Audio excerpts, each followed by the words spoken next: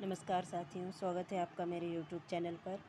आज हम हिंदी साहित्य का प्रैक्टिस सेट लेकर आए हैं, 1 लाइन क्वेश्चन। तो चलिए शुरू करते हैं। यह विभिन्न प्रतियोगिता परीक्षाओं में काफ़ी महत्वपूर्ण है। एमपीटेट वर्ग 1, वर्ग 2 के लिए, चयन परीक्षा के लिए, पात्रता परीक्षा के लिए यह महत्वपूर्ण प्रश्न है, तो आप लोग इनको ध्यान से पढ़िए। चलिए शुरू करते हैं।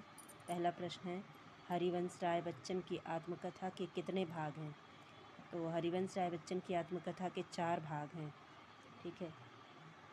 पहला है, क्या भूलूं क्या याद करूं 1969 ईस्वी, फिर नीड़ से निर्माण, फिर 1970 ईस्वी, बसेरे से दूर 1977 ईस्वी तथा 10 द्वार से सोपान तक 1985 ईस्वी। 4 खंडों में प्रकाशित हुई थी इन नामों से। दूसरा प्रश्न है, सही आरोही क्रम बताना है। तो सही आरोही क्रम है ऑप्शन सी। पहले छायावाद है, फिर प्रगतिवाद, प्रयोगवाद और फिर नई कविता। छायावाद का विकास द्विवेदी युगीन कविता के उपरांत हुआ। छायावादी काव्य की समय सीमा 1918 से 1938 ईस्वी तक मानी जाती है और प्रगतिवाद की समय सीमा 1938 ईस्वी से 1943 ईस्वी तक मानी जाती है तथा प्रयोगवाद की समय सीमा 1943 से 1953 तक और नई कविता की 1953 से प्रारंभ मानी जाती है। रसज्ञ रंजन किस सुप्रसिद्ध निबंधकार की कृति है? तो रसज्ञ रंजन आचार्य महावीर प्रसाद द्विवेदी की कविता है। सुप्रसिद्ध निबंधकार हैं ये, इनका निबंध संग्रह है। रसज्ञ रंजन साहित्य सीकर कालिदास एवं उनकी कविता कौटिल्य कुठार और एवं वनिता विलास आचार्य महावीर प्रसाद द्विवेदी के निबंध संकलन हैं। प्रश्न चौथा है, कर्म कारक के लिए प्रयुक्त होने वाले चिन्ह हैं। इसका सही आंसर है ऑप्शन डी, को। कर्म के लिए को का प्रयोग किया जाता है, कारक चिन्ह है। पांचवा है प्रश्न, सही कथन चुनिए।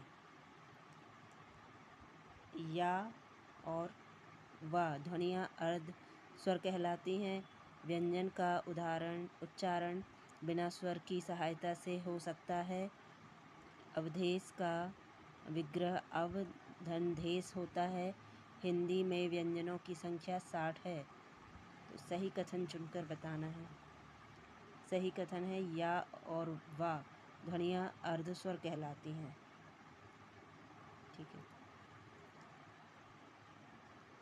छठवां प्रश्न है, श्रृंगार रस का स्थायी भाव है। श्रृंगार रस का स्थायी भाव है रति। ठीक है। प्रश्न सातवां है, शब्द की वह शक्ति जिससे वाच्यार्थ प्रकट होता है कहलाती हैं अभिधा। वाचक अभिधा, लाक्षणिक लक्षणा और व्यंजन व्यंजना।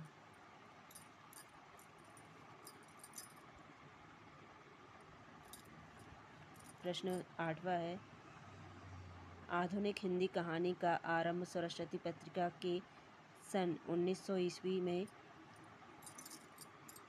प्रकाशित अंक की किस कहानी से मानी जाती है? इसका सही उत्तर है ऑप्शन ए, इंदुमती।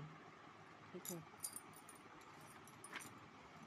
किशोरीलाल गोस्वामी की रचना इंदुमती कहानी सरस्वती पत्रिका में 1900 ईस्वी में प्रकाशित हुई। यह शेक्सपियर के टेम्पेस्ट नामक नाटक के आधार पर लिखी गई थी। अनुभाव के 2 भेद होते हैं। अनुभाव के 2 भेद होते हैं। इसका सही उत्तर है ऑप्शन सी, कायिक और सात्विक। शरीर में होने वाले अनुभव का कामिक है, जैसे किसी को पकड़ने के लिए हाथ बढ़ाना, चितवन से अपने प्रेमी को ताकना। प्रश्न 10वां है, सही युग्म चिन्हित कीजिए। इसका सही है वैदर्भी का माधुर्य। वैदर्भिक देशों में प्रचलित रीति वैदर्भी कहलाती है। यह वैदर्भी रीति समग्र गुणों से युक्त होती है। यह दोष रहित वीणा के स्वरों के समान मधुर होती है, जो शब्द और अर्थ को चमत्कार से भर देती है। अगला प्रश्न है, हिंदी में रेखा चित्र के प्रथम रचयिता पंडित पद्म सिंह शर्मा की रचना का नाम है। इनकी रचना का नाम है ऑप्शन ए पद्मराग। ये हिंदी के पहले हिंदी में रेखा चित्र के वास्तविक श्रेय पंडित पद्म सिंह शर्मा को जाता है। अलौकिक का शुद्ध शब्द है